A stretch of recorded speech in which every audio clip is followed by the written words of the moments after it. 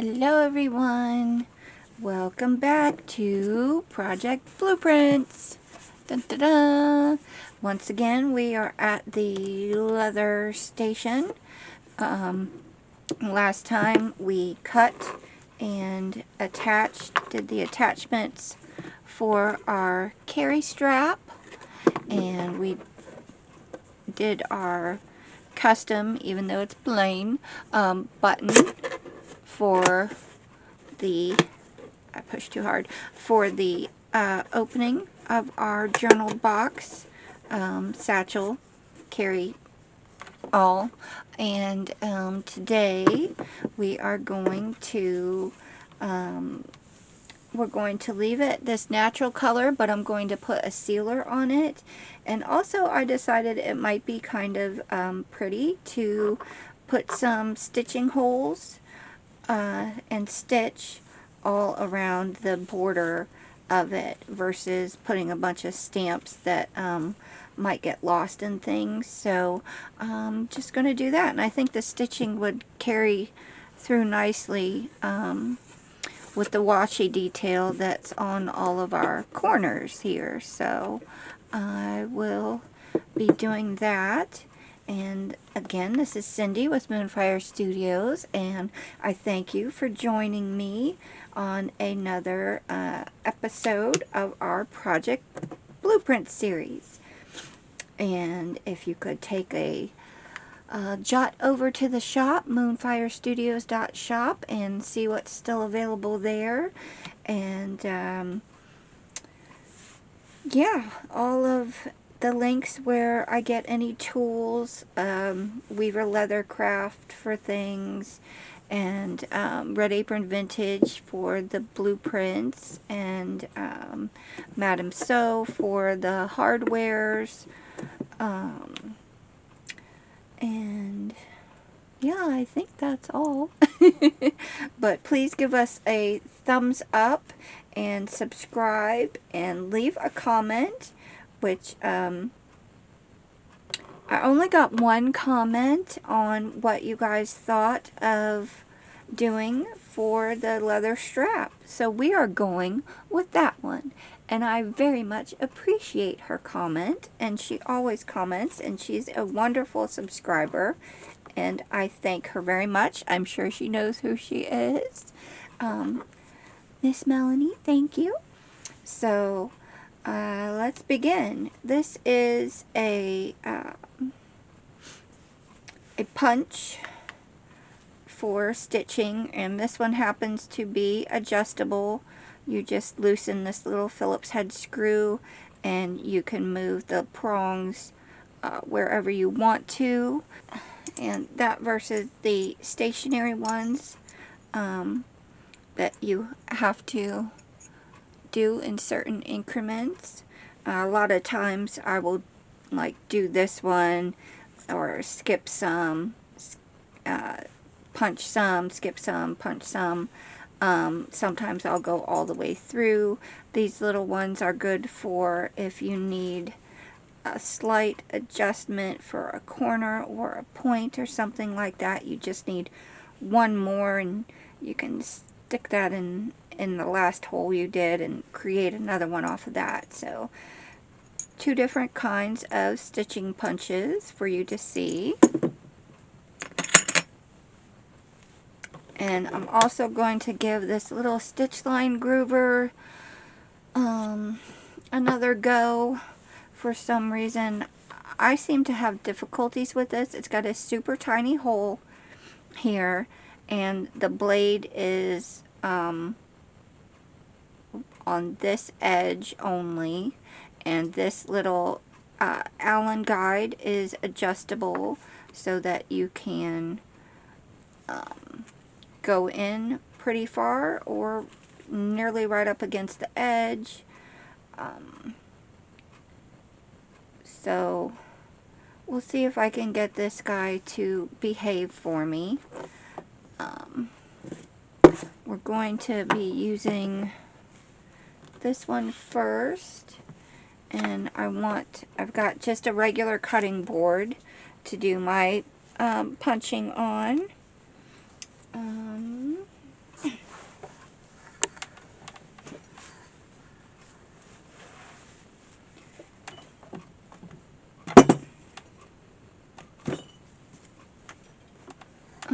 but for leather stamping, and I like to do these, the groove thingies and the edge beveling on the quartz block, because it keeps it nice and flat and firm, and you don't get, even with the wood, like there can be some differences in height in it, so this helps to keep it really straight. So we are just going to loosen this up a little bit, and can you see okay? I hope so. And this little guide arm butts up against the side of the leather, and you just kind of, you can use a ruler to do a precise measurement, or you can do what I'm doing here and seeing how far along I would like it to be. I don't want it to interfere with the number stamps, so I'm going to put it right about there and hold it and then just tighten it with this little collar right here. Okay, now let's see how well I can get this thing going. So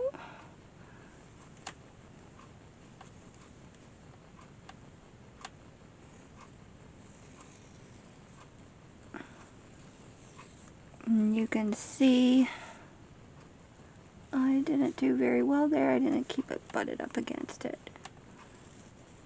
Okay. The little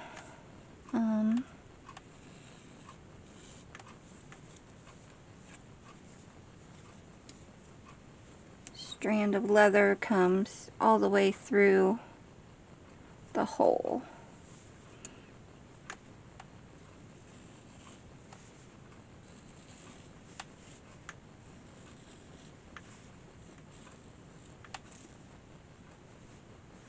And this might be a little bit thin, too thin of a leather to use this on. I'm not really sure, or maybe I'm doing it wrong.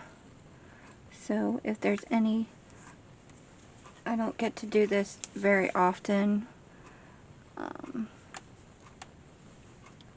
So this tool especially requires a lot of practice for me.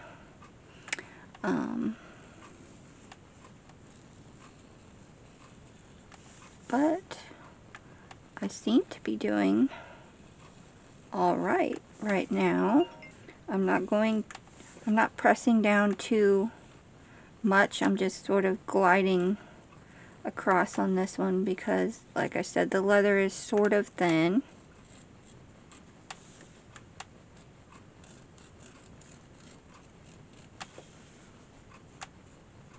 And you can see it does go around curves very nicely.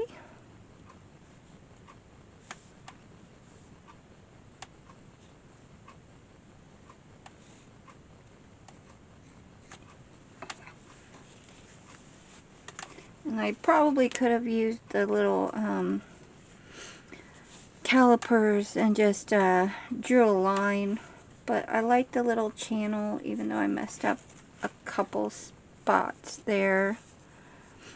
I wasn't quite paying attention to my tool, but that seemed to work out fairly well for me in this case. So I'm really happy with the border that it's created.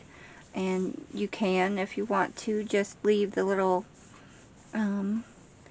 groove there where you've removed the top part of the leather. But like I said, I'm going to use it as a guide for my stitch punch here, which these are pretty wide.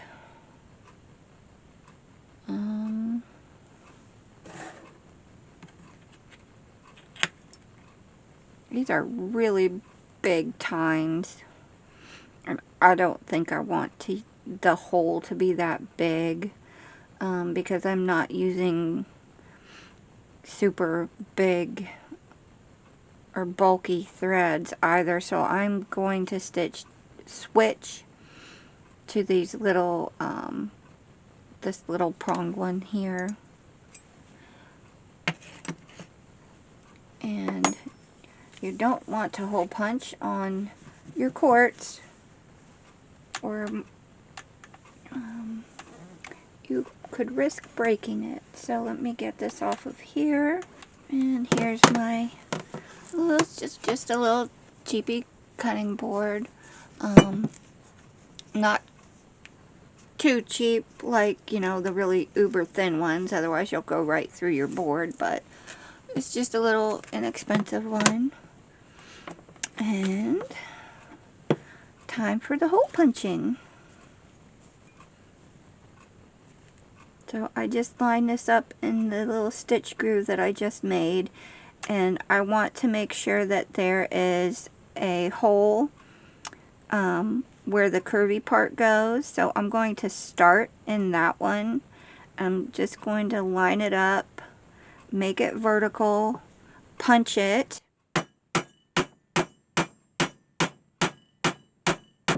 and then once you've gone through your leather, don't rock it this way because you'll stretch your holes in not a pretty manner. So what you want to do is rock it. Mine came right out, but if you get stuck through thicker leather, rock it side to side very gently and pull up, and that will keep your stitches in line, and you won't get, you know, weird divotty stretchy spots in it. And then you just would line up, match your last prong with your last hole, place it in there, and do it again. For the angle part, you can just do it the opposite way. Matter of fact, I'll show you that right now before I go all the way down the line. I'm just going to turn the camera off for time for that. And then this is where, if this was shorter, one of the smaller tools would come in handy. Either this one or the smaller one, the shorter one, I should say. And then you just hammer that.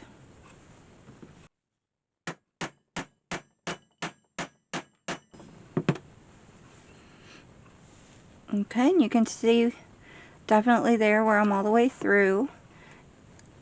Okay, and now we don't want, I mean, you could, because there's a little bit of space there to the tip, so you want one more hole to be there. If you don't have the shorter tool, you can use the bigger one, and then just, like if there was two that you needed, just match it up to however many holes you need. But I don't want to make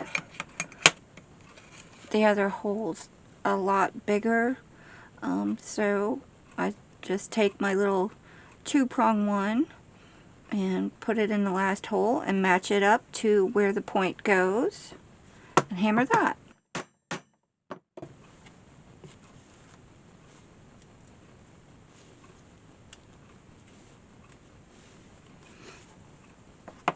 And then hopefully you can see those. There we go. And then we'll just do that all the way around the edge. And I will be right back. Okie dokie. Now that I've bounced quite a few buttons around on my table here, let's get to where we are stitching. Now I'm using 2 needles And these are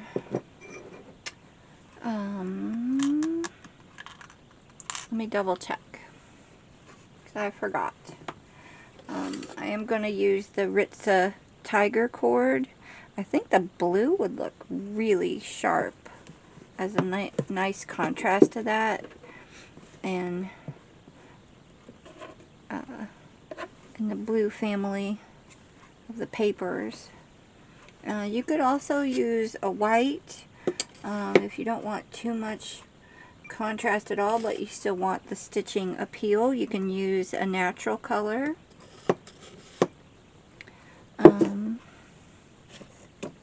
And I think this is 0.8 millimeter waxed. Let me see what the needles are. The needles are John James, and they are Sadler's needles. They're a 3/0, and they come in a really big pack full. Let's see, I've got all of those guys left. There's 25 needles to a pack. Both of these I've gotten from Weaver Leather Supply.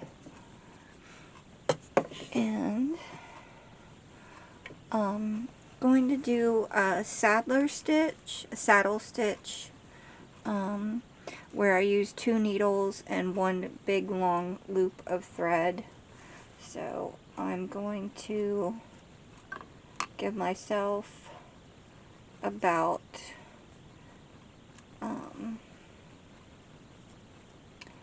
I like to give myself more than I need because I can always cut it off and use it for smaller projects. And I think there's 50 yards on this spool here, so I really like it for all kinds of things. So I think I've got about six times.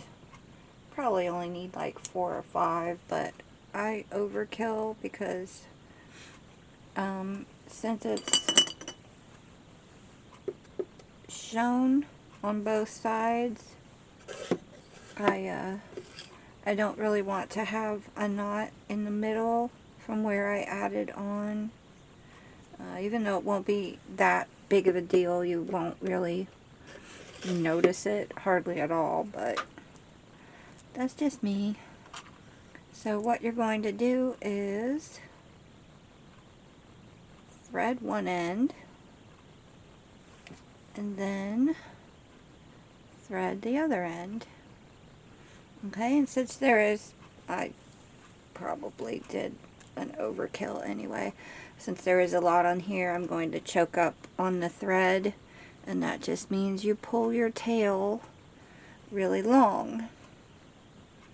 Okay, and then usually you would hold your piece in a little vise so that it stays upright or vertical, but I don't know where my little hand holder things are, so we'll just do it this way. For the first hole, you're just going to go through one side and out the other, and then you're going to match up your needles and make sure your thread is even.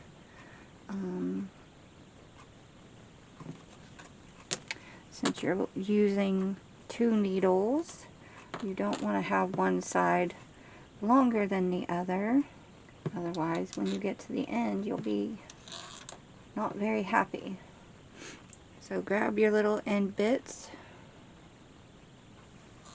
and just like you would a shoelace, make sure they're even. Okay?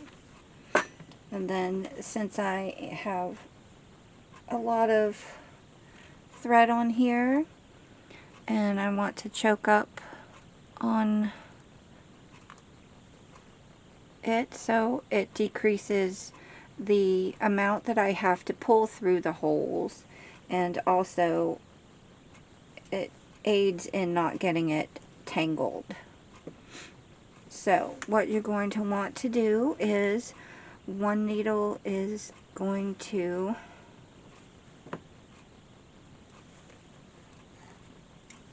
make sure you're not twisted. One needle is going to go through one side, and the other needle is going to go through the opposite side of the same hole. Now this is, I can usually do them together, but it's not in a vise, so it's a little difficult. And also this is really a lot thinner than what I would do.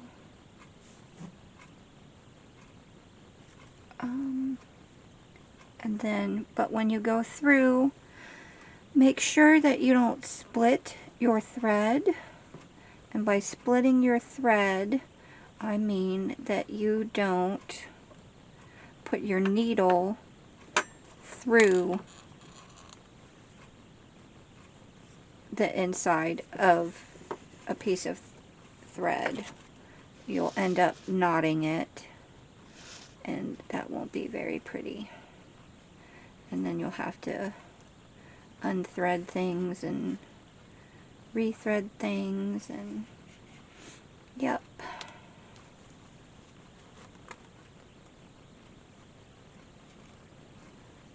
Okay, and then normally I would just kind of go like this in the hole and pull through at the same time, but this is kind of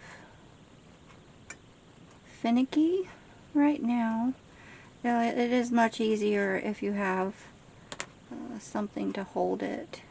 And now you could go all the way through with this one and then all the way through with that one, but I find sometimes I put the wrong one all the way back through and then have to do it again.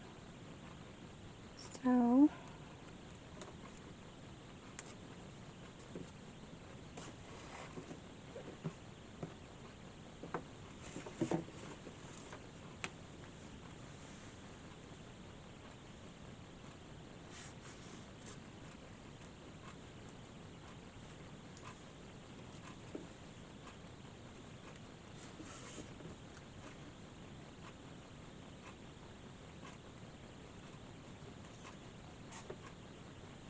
and then just make sure you don't have it choked down too much to where your ends don't come back out.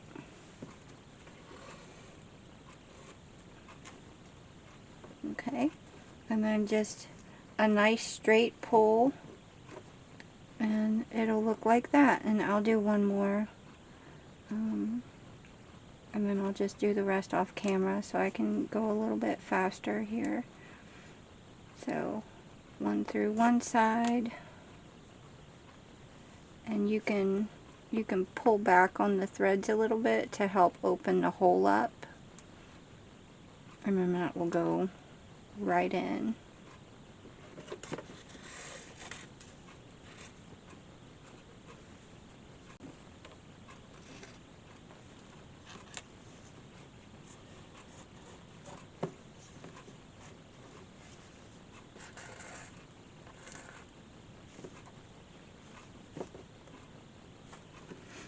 Okay, and then this is how the stitching will go along. So I will continue on with that and meet you back here.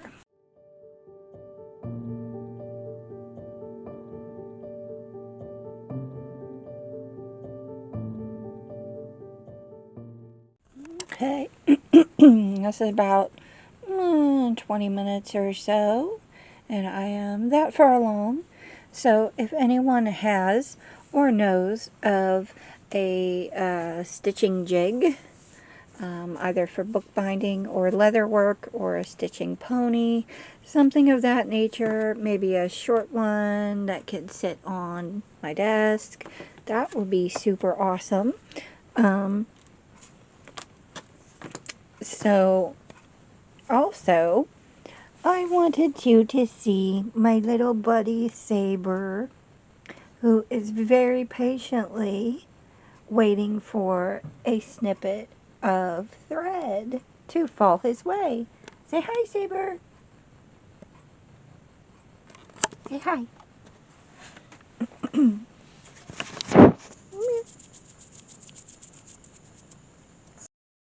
I don't know if you can hear it now, but he's purring happily. Close up, extreme close up, crazy kitty. Are you gonna say hi? Oh, there comes the killer claws. Hi. Come here. Come here. Come here. What do you say to the nice YouTubers? Huh? To our lovely audience. I want that twisty tie.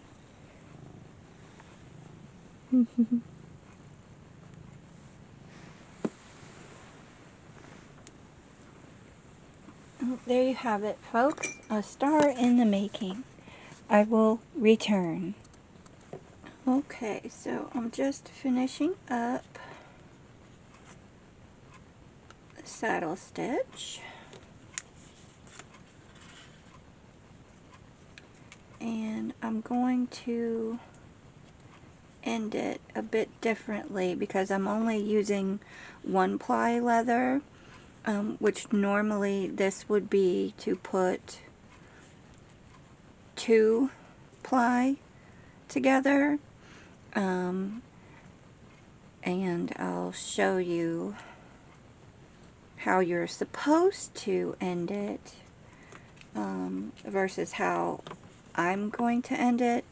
I've never looked up to see if there's a proper way to end it if you only use it in a single piece. So I'm just going to do what I think I should do. I didn't want to make it doubled up because I didn't want it too thick for the project box. So I'm going to connect the stitches to form one continuous line.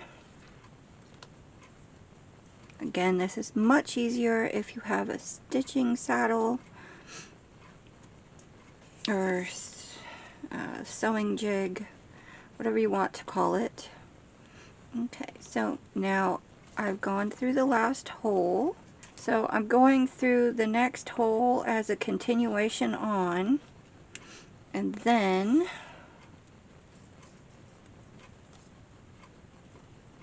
I'm going to go back through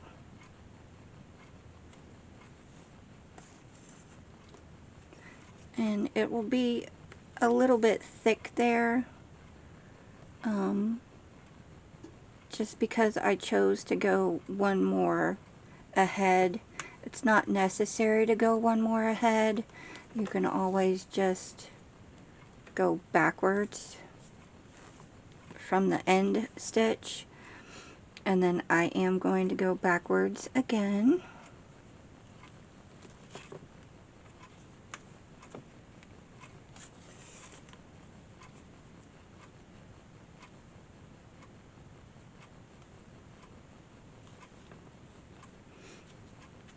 Okay, and what I'm actually going to do is bring the last one up to complete that last saddle stitch, and then I'll pull it nice and tight, and then this top one I'm just going to go back into the point so that both of my stitches or threads are coming out the same side. And then I'm just going to do a simple knot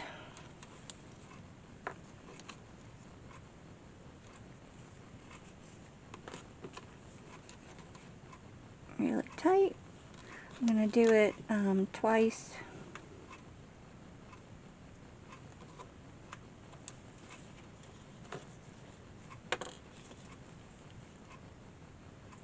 Okay, and then all I'm going to do is thread it through the underside of all of these stitches.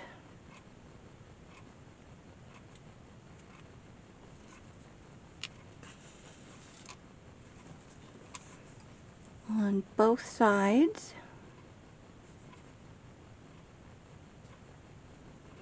And if you wanted to, you could do a sewer's knot.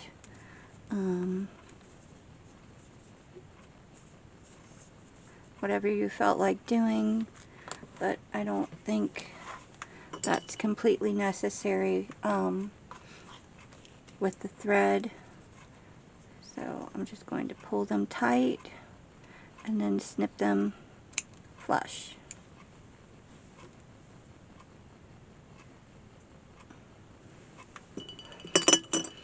Okay, and then that's not too bad of leftover. I didn't gauge that too awful. So these will come in handy with doing some pamphlet stitches for some small bindings or something, or even binding a small book. Now you can take your little mallet or a type of little finishing hammer, and you can kind of flatten your stitches in.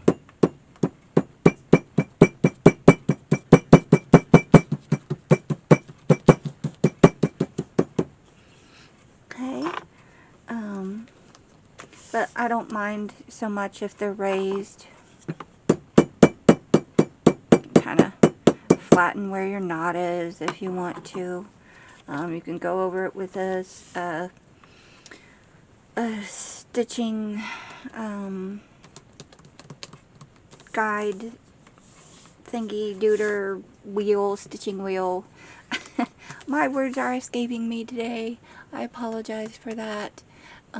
Also, sorry if I'm shaking the camera. It's actually attached to my seat instead of the table because my table is too thick for the clamp. And I haven't devised a jig or something to sit on it. So there is that. And I'm going to get my my leather sheen. Now if you were to dye this or something, you would have done that before the stitching, so that unless you wanted your stitching to get dyed as well. But this is clear, and I also find that I kind of like it to protect the top layer of stitching in it. Now if you had done, getting back to the sewing, if you had done a regular 2-ply stitching, saddle stitch together on your last stitch, you would pull it out in between the two pieces of leather, knot it off there, and then tuck the knot on inside in between the two of them. It's fairly easy. So let me get the protective covering I'm going to put on top of this. Okay, I'm using the Fibings leather sheen. Again, I got this from Weber Leather Supply. You shake it up, and I'm just using a clean, mostly clean, this part's clean, piece of old t-shirt. You just want to make sure it's something that doesn't have any lint or fibers to come out to get stuck in it.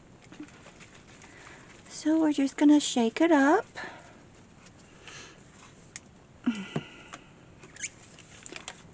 And you'll have to excuse me if I'm not so animated today. I'm having arm troubles, so things are going to be a little bit slow. And whoop! See, I poured a lot out on that. can't quite control my hand. Anyway, and I'm just going to rub it on. And you can go one direction and then the other direction. And just kind of let it dry in there.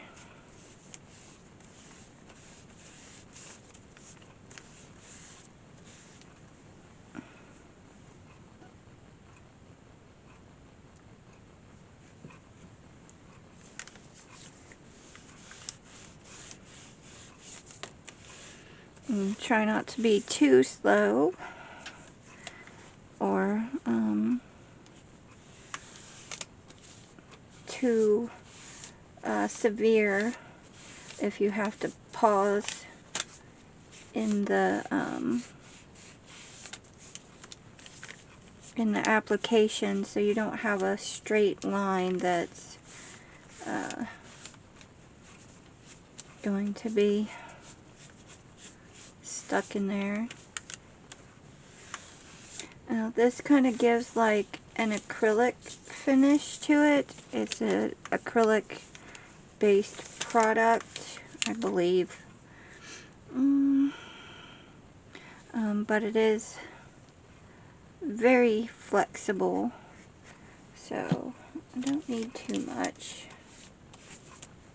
And it'll give it a little bit of a tone there, but we'll let it dry out so you can see how it looks when it's all nice and dry. I'm not too concerned about where the stitching is. I don't mind if it gets a little bit vintage dirty. That's okay by me. And the directions for it are: shake well, leather should be dry and clean, apply once over lightly and let dry. For touch-ups, leather sheen may be buffed. Do not use it on the suede side of the leather. Avoid eye contact and skin contact and ingestion. Keep out of reach of children. So, yep. I don't have an issue with it smelling or anything like that. I don't get... I mean, it smells less than a bottle of acrylic paint does, so there's barely any smell to it at all. If any, I could have just been smelling the leather or the thread. So, yep, we'll just wait till it dries. And how are you guys doing this week?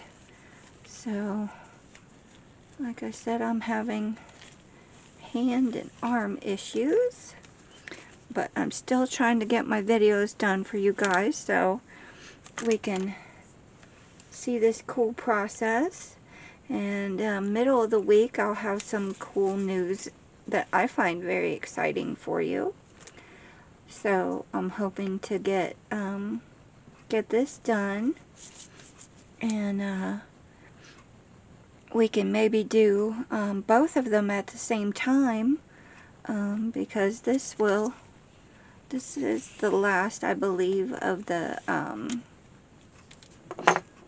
box, and then we'll have to do a journal or book to go on the inside. Yeah, would you guys like? I think I would like that as well. We'll do a whole thing for the inside, and I have an idea of how to do the cover. It might be, we'll make it a little more of a simple, maybe a writing journal or something that you guys can collage in, with just a few pockets and a few flip outs and doodads and things. So yeah, but if you guys could give us a thumbs up and, you know, a heart, whatever platform you happen to be on, and a subscribe and comment on how you're liking it. So this is almost dry, and I will be back shortly. Okay, this is almost dry, and you can kind of see it's got a little bit of a shine to it now, which is fine by me. But it is still highly flexible. Okay, it's retaining its natural color, and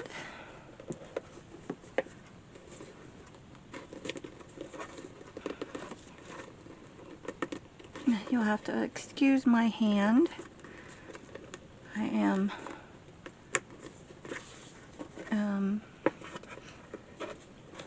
I do a lot of things with my left hand, so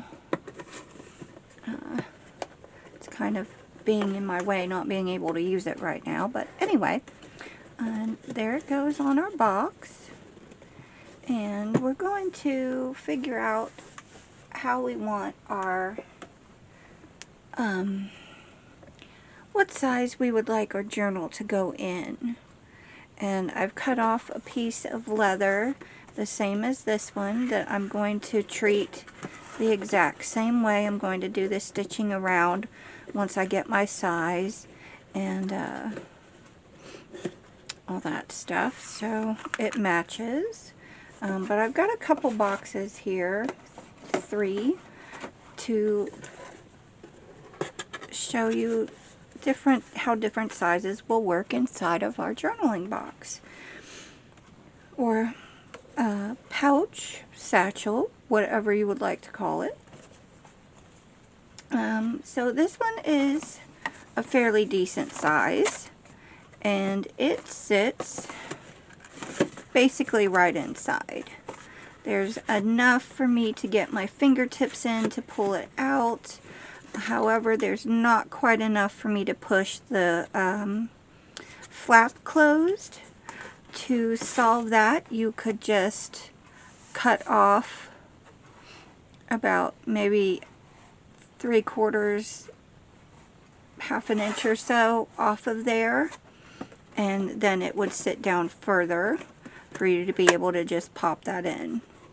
So kind of what you want to do is see how far down this flap pushes in when you push yours in, and then you can get a good, I don't know where my scissors are, so I'll use the rule that's on the side of my, or I don't know where the ruler is, so I'll use the rule that's on the side of my scissors. So yeah, that's about 3/4 of an inch. But for me, that one is too big. It's too wide already, so if I add any bulk to it, or I'll probably sell this. If someone else adds any bulk to it, it may be quite difficult to get out. So here is a smaller box, and what you could actually do is you could put 2 of these in here. So you could have 1 and 2 journals. So now this is personal preference here. And also depending on if you're following along or constructing along at home as well, depending on your size of box that you chose, this may be perfect for you. You can always put 2 of these together and have a flip-flop journal, which actually, now that I'm thinking about it, sounds pretty cool. So I might get another one of these boxes and then just stick them both together, and then have one open this way and one open this way. That'd be kind of cool. I'm leaning towards that idea. But also here is a medium-sized box, which fits actually perfectly. You can still open and close it. It has enough room to get your hand in, and if you make it a chunky monkey or a gator mouth or just packed full of stuff, it still has room to expand inside of your container. So I think it's down to these 2, and which one I would prefer to do, a single one or a double one. Now, this one works perfectly. So let's go get a second one of these and put them back to back and see how much space it takes up from top to bottom in our little satchel here. So I'll be right back with that. Okay, got the other Rice-A-Roni box dug in my pile. Haha. And I happen to be able to have a little bit of space, so I like to keep my boxes together, and then I will like stack, like nest them inside of other boxes and things, just because it saves me the time from having to break them down carefully, and then if I need to, putting them back together again. So let's see how. Well, now see, that's a little tight.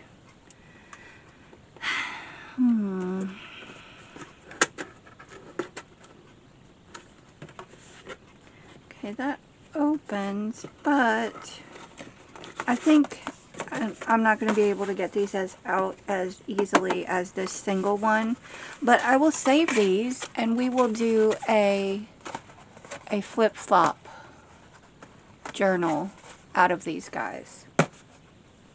So I'll set those in my to-do pile, and so we will use this guy, and then we'll wrap a piece of leather around it, put some pretty piece of blueprints on there. So what we're going to do is I am going to open up this one. Okay, but I'm going to be a little careful here where the flaps are together.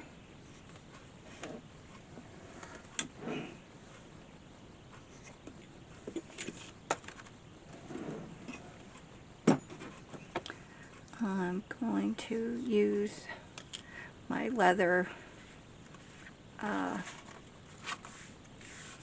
and bookmaking knife to just squeeze in here and very gently separate where it's been glued together, hopefully. And I think I just cut through that piece, but we will try our best not to do that again. So just kind of work that in there.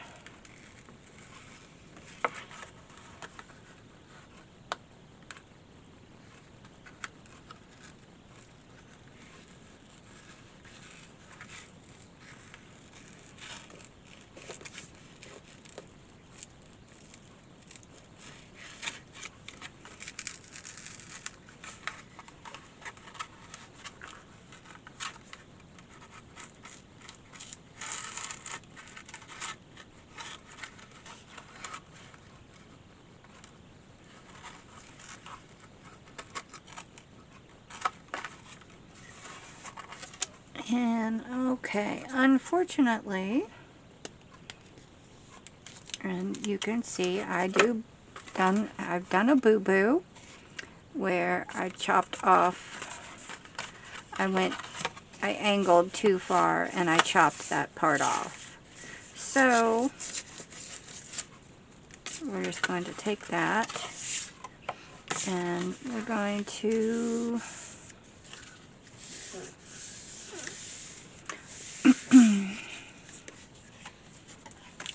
still keep this flap on here because I'll reinforce this one, and then this one may be a flip out, it may be a pocket. I'm not sure which one.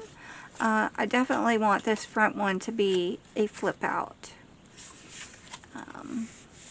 So we'll keep that on there. And then we will trim the top and trim the bottom off. You can use whatever kind of trimmer you want. Okay, I hope I'm just going to use a square ruler here and a big old box knife.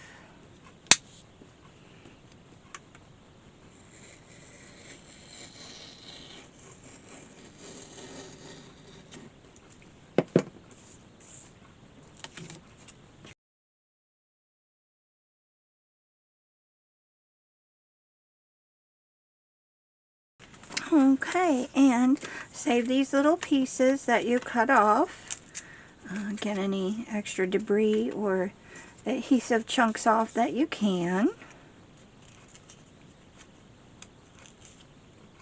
And definitely save these because you can use these for pockets, tuck spots, hinges, all kinds of things. So even the little corner pieces, hang on to these because if you choose to, you can use those as decorative corners on your cover. You can use them as little tuck spots inside of your journal. If you want them to match, just take one and lay it over top of the other for the corners. Match the corners up, and then you can just snip and snip, and then you have the same angle on all of these sides right here. So hang on to those.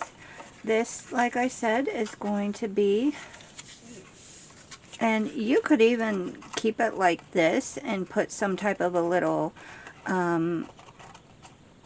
flap or locking mechanism over that, but I think I'm going to have mine be like this. And then I'll fix the leather, and we will return for the next video to start on our journal for the inside of our blueprint box. So I thank everyone for being with me again, and thank you for sticking with me. Thank you for the new people who have shown up.